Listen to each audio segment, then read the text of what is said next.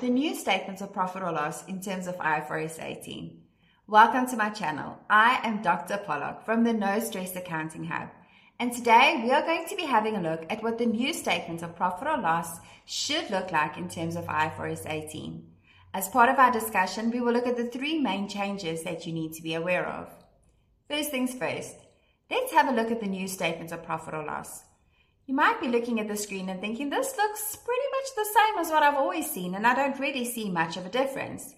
Let's jump into the three main changes so that you can understand exactly where these changes lie.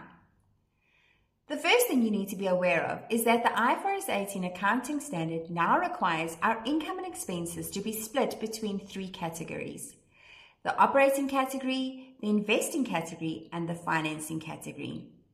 Be aware that these categories are not the same as what you've seen in the cash flow statement and that you shouldn't confuse them. Instead, we need to be very clear in terms of which items of income and expenses should be allocated to each category. The operating expense category or income category will be at the top of the statement of profit or loss. This will be followed by our investing category, then our financing category, and lastly we will see our income tax expenses and profits or losses or income and expenses from discontinued operations. So which items of income and expenses get included in which category? Let's discuss that next. Income and expense items included in the operating category of the statement of profit or loss include our income and expenses from our general or main business activities. These will also include income and expense items which have not been allocated to other categories of the statement of profit or loss. Lastly, we will also include any income or expenses which arise from assets which do not individually and independently generate returns from assets separate to the other assets of the entity. We will now have a look at our investing category. Income and expenses which are included in our investing category of the statement of profit or loss include income and expenses which arise from investments in associates and joint ventures, income and expenses that arise from cash and cash equivalents, as well as income and expenses from other assets that can generate a return individually and separately of the entity's other assets. Last, we move on to our financing category. Income and expenses included in our finance category are our income and expenses that arise from our liabilities that arise from transactions that involve only the raising of finance. So these would be income and expenses because of funds that we borrowed for the purposes of raising finance. Income and expenses from liabilities that arise from transactions that do not involve only the raising of finance are also included in our financing category.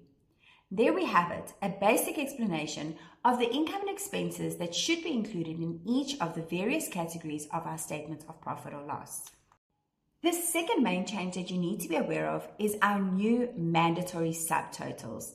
The first subtotal that you need to be aware of is our operating profit subtotal, and the second one is our profit before financing and income taxes.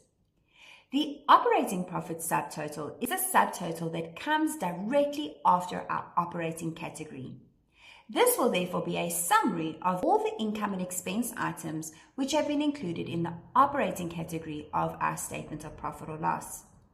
The second new mandatory subtotal that we spoke about is our subtotal named profit before financing and income taxes. This subtotal comes directly after our investing category. It is therefore a summary of all of our operating profit, income and expenses, together with our income and expenses that arise from our investing activities.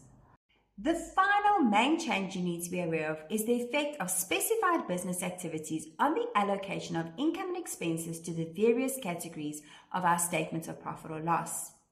Entities which are involved in providing finance, like banks which provide finance to customers, or entities that are involved in investing in assets like a property investment company, would allocate their income and expenses different to an entity who does not have a specified business activity.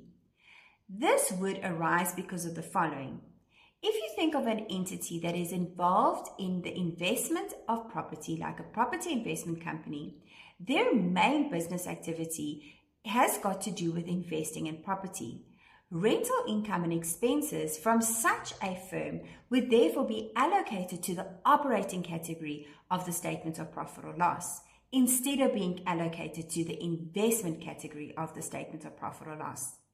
If you have a look on the left-hand side, however, an entity that is not involved in the specified business activity of investing in property would rather see this as an investing activity, and that expense would be allocated to the investing category of the statement of profit or loss instead of being allocated to the operating category.